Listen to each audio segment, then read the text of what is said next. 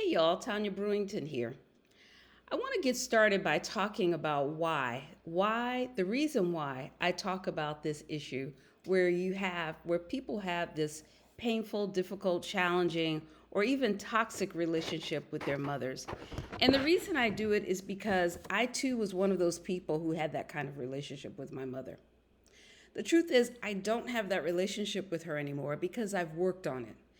I have spent time and years working on resolving the issues or the feelings that I had so that I can actually relate to my mother differently. Now, it doesn't mean that she was right or she was wrong, or I was right or I was wrong, but what it does mean, at least for me, is that because of the work that I've done, I know that I can at least have a relationship with her that is satisfactory to me. Okay? Now, the other reason I talk about it so much is because for people who have this issue, one, oftentimes you need to know that your experience is valid. Because what we're taught many times is that one, you do not talk about your mother. So many of us, particularly in Black culture, now I can't speak about other cultures, but I can definitely talk about Black culture.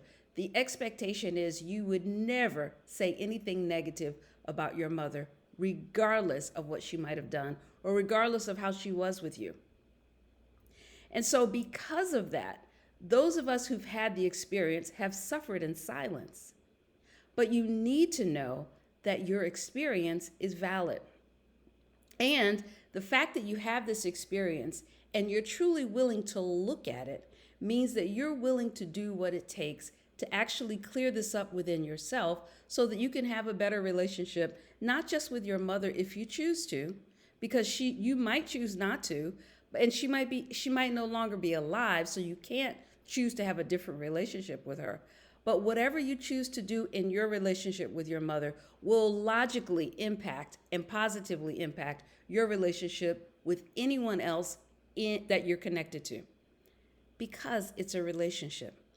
And when you're able to resolve what's going on in this primary relationship, then you can actually address and resolve whatever is going on in any other relationship you may have.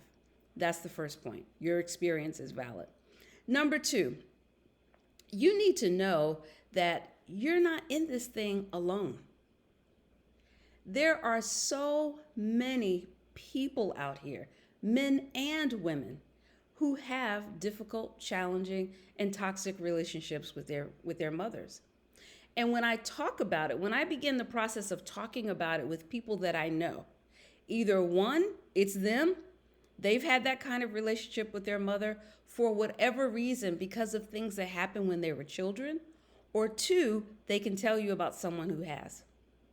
And what that says to me is that this is a pervasive issue.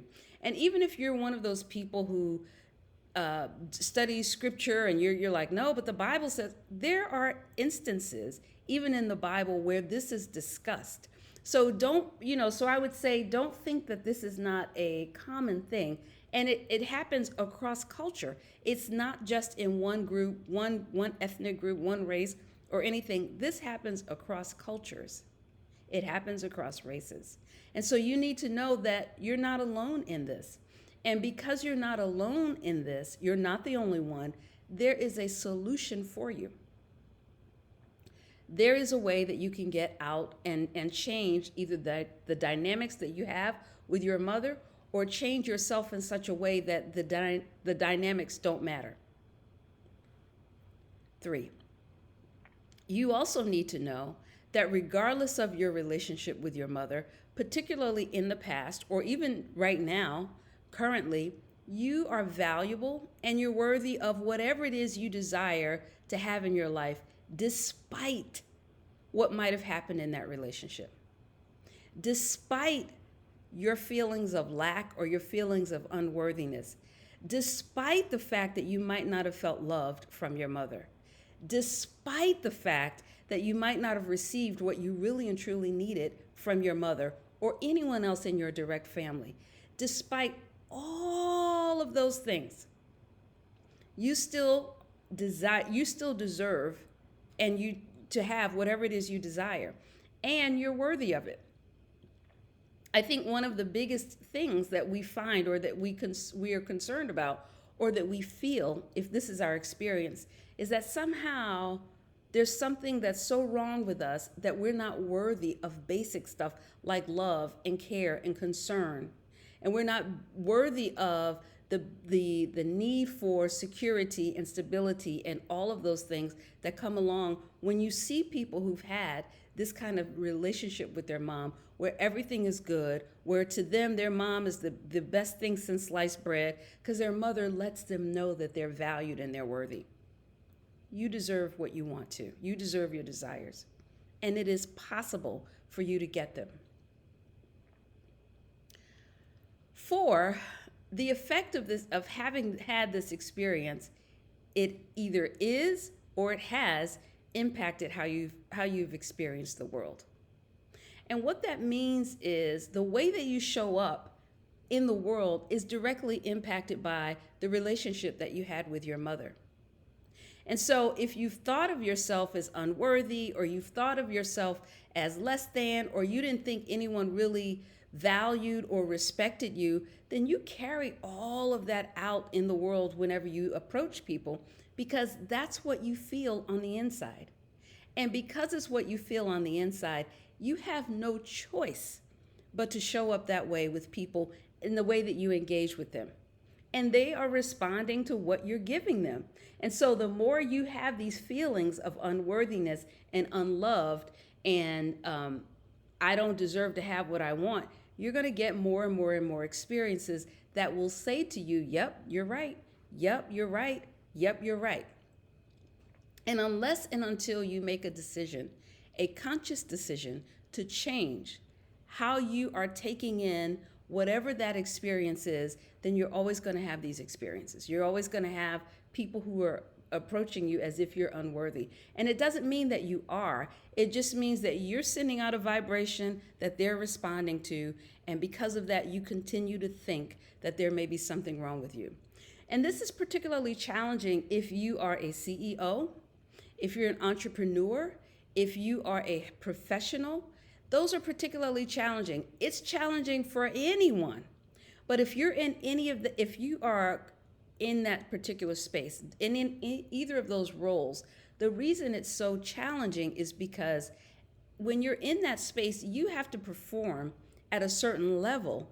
And if you think that you're unworthy, your ideas are unworthy, your thoughts are unworthy, the things that you're producing don't have value or are unworthy, then you can't really be as successful as you possibly could when you release those thoughts.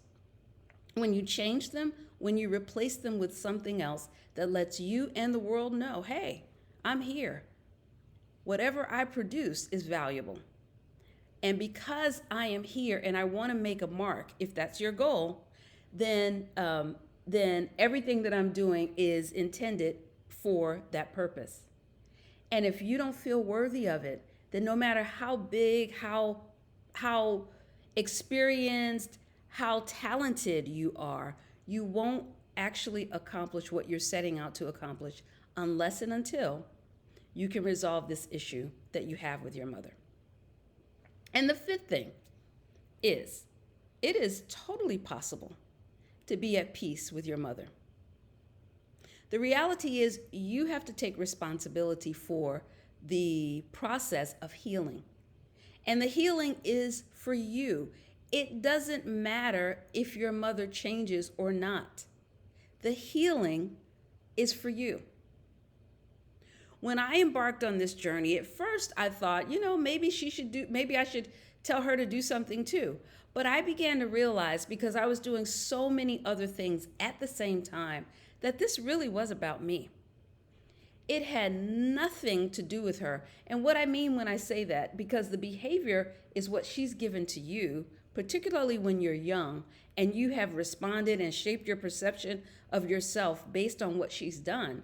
However, when you've decided that you want to do something different, when you decided that you want to have a different engagement with your mother, or even you decided that I'm tired of this. I don't want to do this anymore.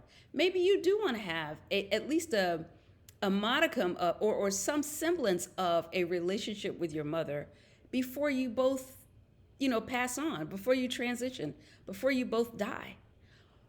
The only way you can do that so that you're not always being triggered by what she does or what she says or how she treats you is that you get to a place where you're at peace.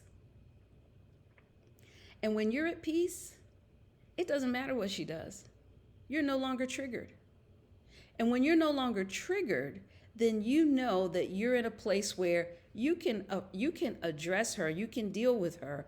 It can be as mother to child, or it could be woman to woman, or son to woman. Whatever the case may be, you can deal with her differently, without anger, without frustration, without bitterness, without a need to resort to violence, without a need to resort to name calling, without a need to actually always talk negatively about who actually brought you into this world.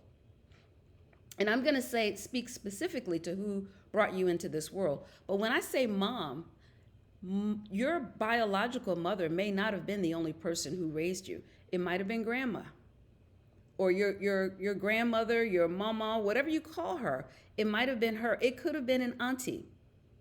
It could also have been a stepmom who may or may not have treated you like you were one of her children, but because she was with your dad, she was dealing with you just because. And those relationships can also be a little tricky. And so whoever it is that stood in the role as mother for you, it is possible for you to be at peace. And when I'm talking about what you're hearing here, that's the only purpose I have here, is to talk about the scenarios that you may find yourself in, talk about ways to address and resolve those scenarios, and talk about ways that you can actually heal yourself from having a difficult, a challenging, a toxic relationship with your mom. It took years, as I said, it took years for me to get to a place where I am at peace with my mother. And I can tell you, I love my mother. And fortunately or not for her, because I'm out here talking about this, you'll hear stuff about her and be like, you still talk about your mother? And the answer is yes. It's not for me anymore because I've already made peace with my mother. But as for those of you who are out here who are listening, who still need to make peace with your mother, I want you to know it's possible if you should choose to do it. And with that, and all I'm going to say about that is if you should choose to do it, it's possible to do.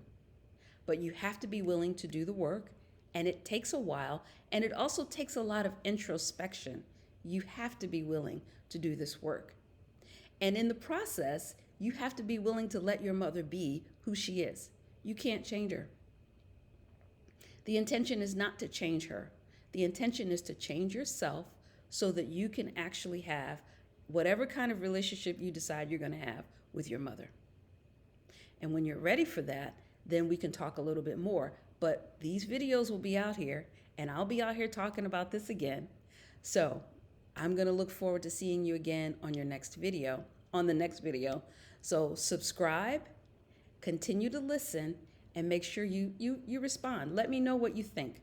Where are you in this space of dealing with your challenging, your difficult, or even your painful relationship with your mom?